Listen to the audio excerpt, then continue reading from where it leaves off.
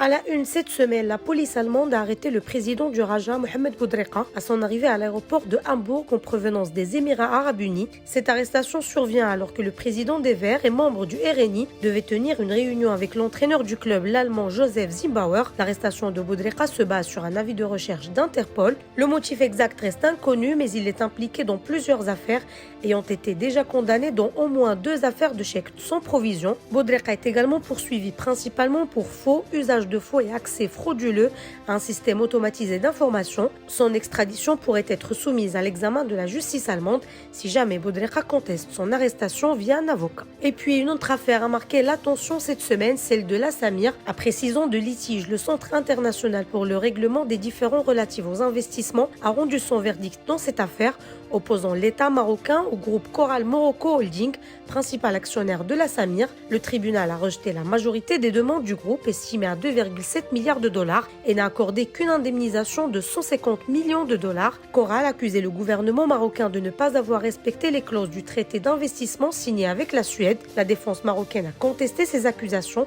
affirmant que la faillite de la Samir était due principalement à des difficultés financières chroniques. De son côté, le Front national pour la sauvegarde de la raffinerie marocaine de pétrole a exprimé son indignation et demande des sanctions contre les responsables. Le Front appelle aussi à une réouverture urgente de la raffinerie de Mohammedia pour renforcer la souveraineté énergétique du Maroc. Une autre info majeure cette semaine, cette panne informatique sans précédent qui a secoué ce vendredi une partie de l'économie mondiale. La cause, une mise à jour défectueuse des systèmes d'exploitation de Microsoft. Entreprises, administrations, aéroports et hôpitaux du monde entier ont rencontré des difficultés informatiques majeures. Au Maroc, les aéroports ont été partiellement impactés, mais restent opérationnels. Toutefois, les vols à destination du Maroc pourraient faire face à d'éventuelles difficultés. Le sport, pour finir, les Lions de l'Atlas ont perdu 2 places au dernier classement FIFA. Désormais 14e au niveau mondial, le Maroc reste cependant en tête du continent africain, devant le Sénégal, l'Égypte, la Côte d'Ivoire et le Nigeria. Sur le plan mondial, l'Argentine conserve la première place. Elle est suivie de la France et de l'Espagne.